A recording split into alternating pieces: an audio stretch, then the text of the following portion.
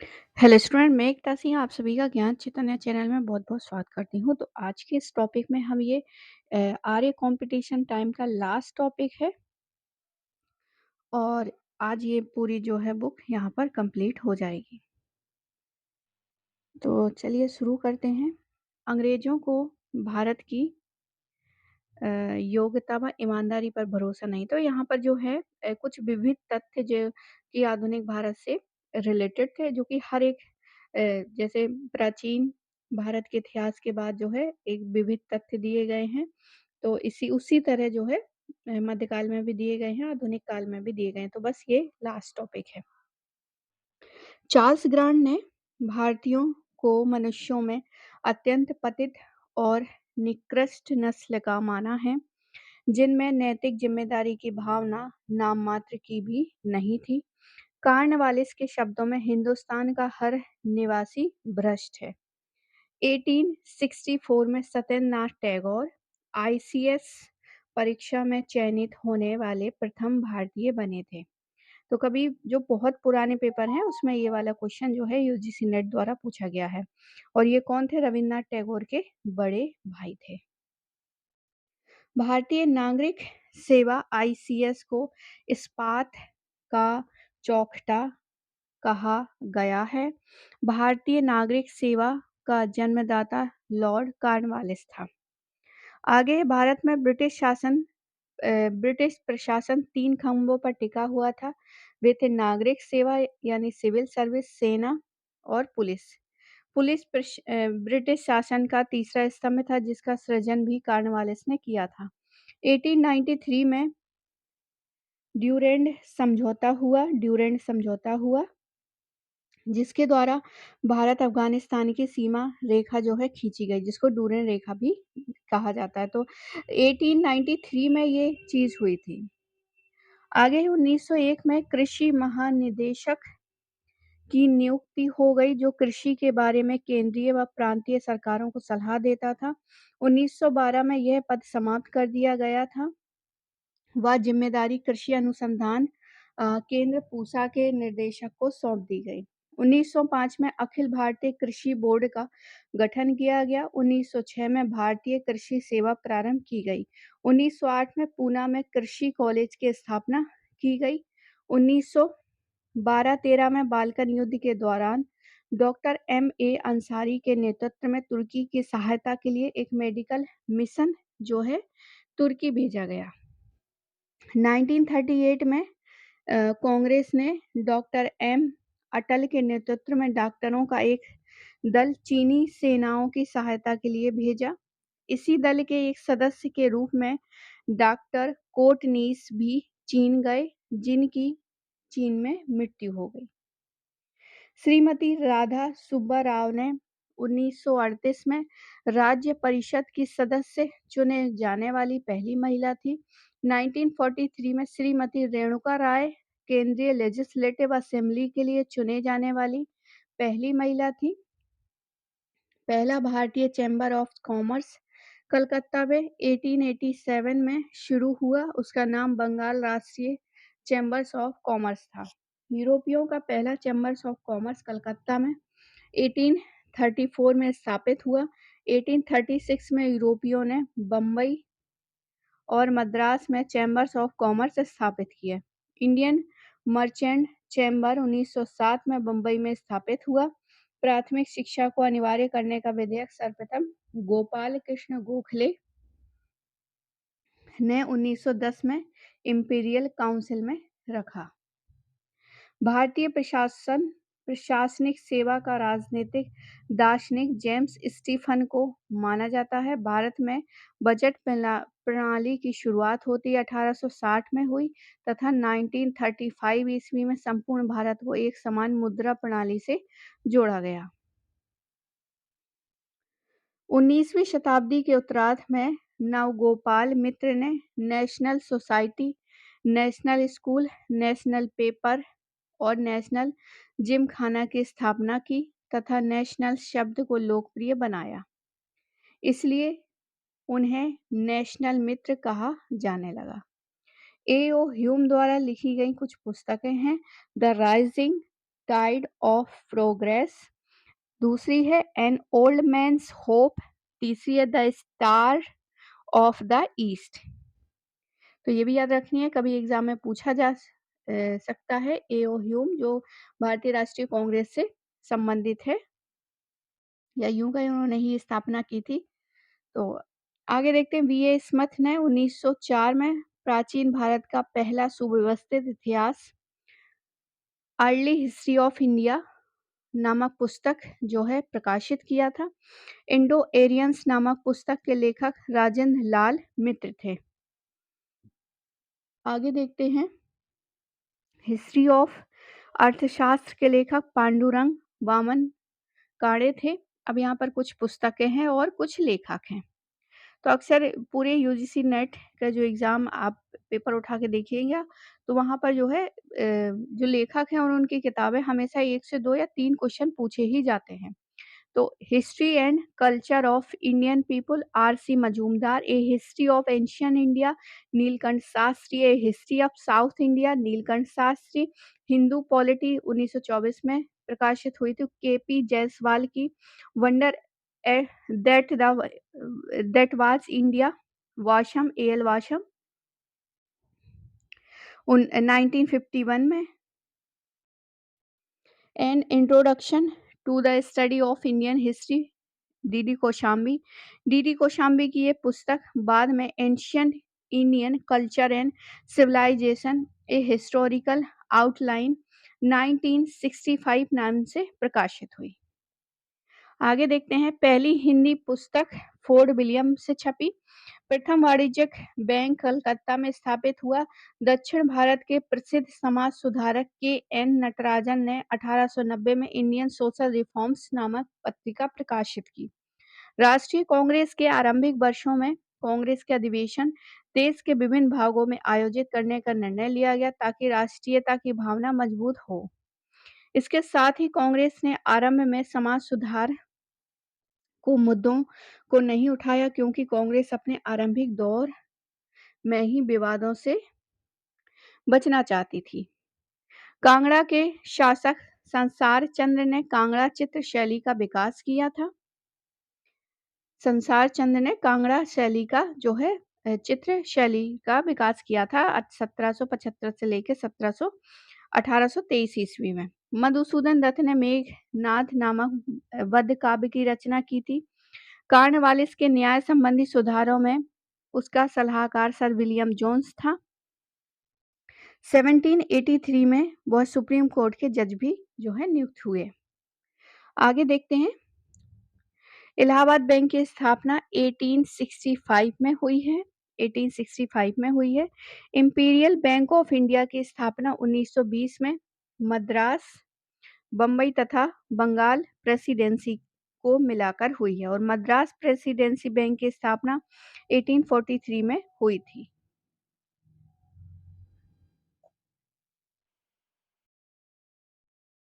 आगे देखते हैं,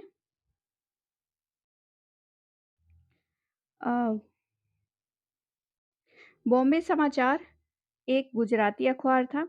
दिल्ली से 1837 में सैयदुल अखबार और 1838 में दिल्ली अखबार प्रकाशित हुआ। सर जॉन कैंपबेल ने नर प्रथा का अंत किया था। ये भी कई बार एग्जाम में आया है। सर जॉन लॉरेंस एकमात्र ब्रिटिश था जिसे सिखों ने बिना जूते उतारे स्वर्ण मंदिर में प्रवेश किया था। आगे देखते हैं, मद्रास के एक सिविल अधिकारी फेडरिक निकोलसन ने सर्वप्रथम 1892 में मद्रास सरकार को दी गई एक रिपोर्ट में सहकारी साख समितियों को शुरू करने का सुझाव दिया था। इंडियन माइंस एक्ट 1935 में लागू हुआ और 1929 में पारित ट्रेड डिस्प्यूट एक्ट का प्रमुख उद्देश्य हड़तालों को रोकना तथा मजदूरों के राजनीतिक कार्यों पर नियंत्रण लाना था। 1916 में central provinces land alienation act तथा 1904 में north west provinces land alienation act पारित हुआ। भगवान सिंह लोंगोवालिया पटियाला मुजारा किसान आंदोलन से जुड़े हुए थे। जका उल्लाह दिल्ली उर्दू पुनर्जागरण से संबंधित थे। अवध किराया कानून 1921 में, आगरा काश्तकारी अधिनियम 1926 में, बम्बई लघु संपत्ति धारक राहत अधिनियम 1938 में और यूपी काश्तकारी अधिनियम 1939 में पारित हुआ। महात्मा गांधी ने गौरक्षा संघ की स्थापना की और तिलक ने गौ हत्या विरोधी सभाओं की स्थापना की। 1919 के अधिनियमों में लोक सेवाओं में नियुक्तियों के लिए भारत में भी इंग्लैंड की तरह एक नियुक्ति प्रणाली की सिफारिश की गई। इस सिफारिश के तहत जून 1923 में लॉर्ड ली ऑफ फेयरहाम की अध्यक्षता में एक राजकीय आयोग का गठन किया गया। इसी ली कमीशन की रिपोर्ट के आधार पर 1926 में भारत में लोक सेवा आयोग की स्थापना की गई थी। गोखले के राजनीतिक दर्शन का मूल आधार भारतीय जनमानस को जागृत करना और संवैधानिक तरीकों से भारतीय जनता के हितों को प्रोत्साहित देना था। प्रथम फैक्ट्री आयोग 1875 में बम्बई सरकार ने फैक्ट्रियों की जांच करने के लिए गठित किया था और इसी रिपोर्ट के आधार पर 1881 में प्रथम फैक्ट्री एक्ट जो है पारित हुआ। तो यहाँ से भी क्वेश्चन जो है पूछा गया है। फिलहाल फिस्कल कमीशन इब्राहिम रहीमतुल्ला की अध्यक्षता में 1921 में गठित हुआ। इसने 1923 में अपनी रिपोर्ट दी। इब्राहिम रहीमतुल्ला बम्बई के उद्योगपति थे। ज्योतिबा फुले 1884 में दीनबंधु सार्वजनिक सभा की स्थापना की। तिलक, लाला लाजपत राय व सुभाष चंद्र बोस तीनों ने मांडले जेल में अपनी बंदी जीवन बिताया। बीकानेर के महाराजा गंगा सिंह ने ब्रिटिश सरकार की ओर से ऊँटों की सेना लेकर चीन युद्ध में भाग लिया। चीन युद्ध में सेवाओं के लिए गंगा सिंह को चीन पदक दिया गया। इकबाल ने अपने ग्रंथ तराना ए हिंद में सारे जहां से अच्छा हिंदुस्तान हमारा नामा गीत लिखा है। ब्रिटिश काल में भारत में दासों के व्यापार पर सर्वप्रथम प्रतिबंध 1789 में लॉर्ड कॉर्नवालिस ने लगाया था। भारत के विभाजन के लिए सर सिरिल रेडक्लिफ की अध्यक्षता में एक सीमा आयोग स्थापित किया गया। आंध्र प्रदेश के लेखक त्रिपुरा नैनी ने कुरुक्षेत्र संग्रामम और शंभुक वध जैसी रचनाओं के माध्यम से स्त्रियों व शूद्रों का उद्धार कर राजनीतिक समानता का प्रसार किया। त्रिपुरा नैनी ने विवाह विधि नामक पुस्तक में विवाह संस्कारों की तेलुगु भाषा में व्याख्या की। ब्रिटिश काल में भारत आने वाले प्रथम दो मिशनरी विलियम कैरे और जॉन थॉमस थे। वे 1793 में भारत आए थे। 1915 में कटनी में सीमेंट का कारखाना स्थापित हुआ। स्वामी सहजानंद सरस्वती ने बिहार में बकास्ट आंदोलन छेड़ा। बकास्ट जमीन उसे कहते हैं जिसे मंदी के कारण लगान न दे पाने के कारण किसानों ने जमींदारों को दे दिया था। विक्टोरिया मेमोरियल हॉल कलकत्ता में निर्माण किसने किया था? डब्ल्यू इमर्सन ने किया था। केंद्रीय सचिवालय का निर्माण जो है हर्बर्ट ने करवाया था। गेटवे ऑफ इंडिया बम्बई का निर्माण जॉर्ज विठल क्लर्क ने कराया था। मद्रास विश्वविद्यालय सीनेट हाउस का निर्माण आर एफ ची शोम ने करवाया था। सरकार का लक्ष्य शासित लोगों का कल्याण करना है। ये किसका कथन है? लॉर्ड विलियम बेंटिक का। लॉर्ड विलियम बेंटिक का कथन है सरकार का लक्ष्य शासित लोगों का कल्याण करना है। भारत में रेल देश को दरिद्रता के गर्त में धकेल रही है। समाचार चंद्रिका।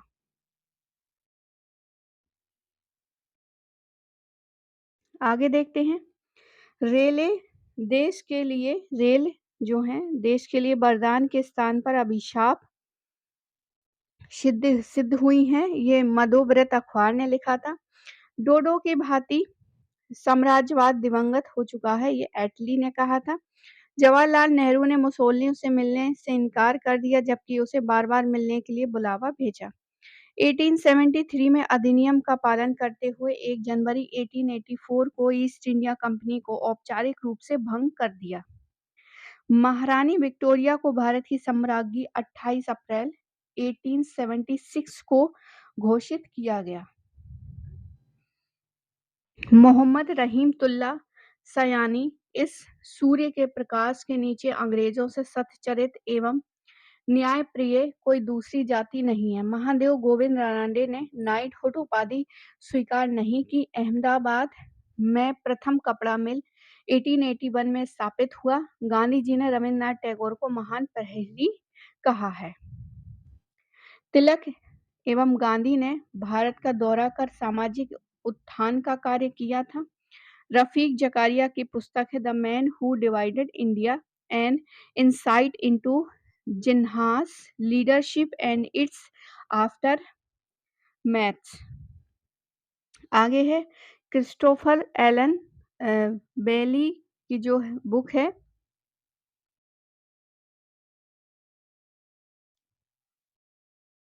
आगे है,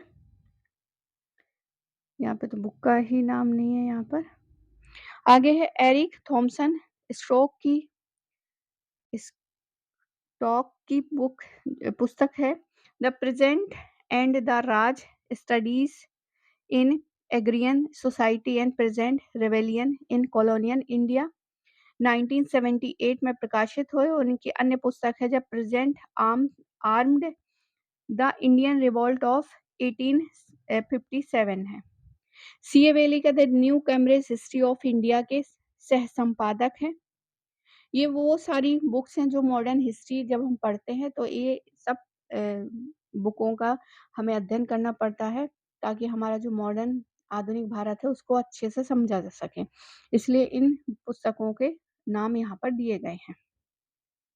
बड़ौदा के मल्हार गांव गायकवाड़ को भारी कुशासन का आरोप लगाकर 1875 में हटाया गया और 1950 के नेहरू लियाकत समझौते द्वारा अल्पसंख्यकों की सुरक्षा के लिए प्रावधान किए गए। एस सत्यमूर्ति दक्षिण के ज्वालामुखी नेता थे। रानडे ने 1900 ईस्वी में the rise of Maratha power लिखी थी। पुरुषोत्तम दास ठाकुर, वी एस श्रीनिवास शास्त्री, दिनशा पेतित, अली इमान आदि लिबरल पार्टी के सदस्य थे। सरदार पटेल ने भाषाई आधार पर प्रांतों के पुनर्गठन को राष्ट्रीयता की हत्या बताई है। हकीम अजमल खां एकमात्र ऐसे व्यक्ति थे जो कांग्रेस, मुस्लिम लीग और ऑल इंडिया खिलाफत कमेटी के अध्यक्ष बने हैं। हकीम अजमल खां और मोतीलाल नेहरू ने संयुक्त रूप से कांग्रेस के 1919 ईस्वी के अमृतसर अधिवेशन के जुलूस का नेतृत्व किया था। स्वामी सहजानंद ने वंदे मातरम को वंदे आनंदातरम के साथ समीकृत किया है। जसवंत राव होलकर ने पिंडारियों को सुनहरा झंडा प्रदान किया है और 1965 में सर्वपल्ली गोपाल एस राधाकृष्णन के पुत्र की पुस्तक ब्रिटिश पॉलिटी इन इंडिया 1858 से लेकर 1905 प्रकाशित हुई। लॉर्ड वेलेजली ने मेहंदी अली खां को अपने दूत के रूप में ईरान के शाह के दरबार में भेजा था। मॉरिस गवायर ने बनारस हिंदू विश्वविद्यालय के दीक्षांत समारोह में कॉन्स्टिट्यूएंट असेंबली फॉर इंडिया पर बोलते हुए भविष्य में भारत के संविधान निर्माण का जबरदस्त विरोध किया था। 1835 में भारतीय सिक्कों पर ब्रिटिश राजा की छवि जो है अंकित कराना शुरू किया था। कलकत्ता में ईडन गार्डन नामक स्टेडियम का निर्माण 1840 ईस्वी में लॉर्ड ऑकलैंड के समय उनकी बहन के नाम पर किया था। बिहार उड़ीसा में कौमी ओती प्रथा बधुआ मजदूरी प्रथा थी। वारेन हेस्टिंग ने 1776 में अमीनी कमीशन की नियुक्ति की ताकि भारतीय कृषि व्यवस्था से संबंधित व्यवस्थित सूचनाएं एकत्र हो सकें। सॉल्ट एक्ट 1882 द्वारा नमक के उत्पादन और बिक्री पर सरकारी नियंत्रण स्थापित कर दिया गया। नमक पर प्रति 82 पौंड की मात्रा पर ₹1 आना का कर लगा दिया गया। 1772 में वारेन हेस्टिंग ने बंगाल के नमक व्यापार को कंपनी के नियंत्रण में लिया, लेकिन कंपनी के भ्रष्टाचार से कंपनी को नमक राजस्व गिर गया। 1780 में वारेन हेस्टिंग ने नमक व्यापार को नियंत्रण करने के लिए फिर से कानून बनाया जो सफल रहा। बंगाल के नमक उत्पादन मजदूरों को मलंग या मोलूंगी कहा जाता था। बीपी मेनन की पुस्तक the story of integration of Indian states.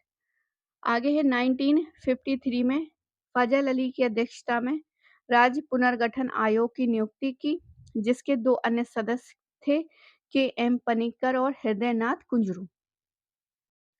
Mahendra लाल सरकार ने 1876 में, और महेंद्र लाल सरकार अभी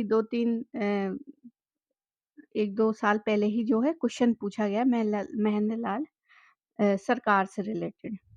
तो 1876 में विज्ञान विषयों के संवर्धन के लिए एक भारतीय सभा Indian association for cultivation of sciences की स्थापना की। महेंद्र लाल सरकार के अनुसार राजनीतिक राष्ट्रवाद का विज्ञान एवं उनकी मार्गदर्शक प्रवृत्ति के बिना कोई अर्थ नहीं था।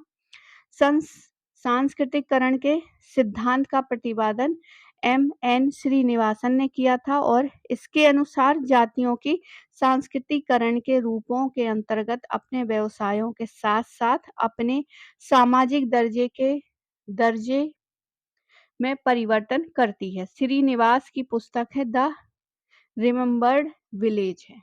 तो ये थी इस बुक का लास्ट। तो आई होप आपको ये बुक का सारे लेसन आपको पसंद आए होंगे। पसंद आए तो प्लीज लाइक करें, शेयर करें, सब्सक्राइब करें।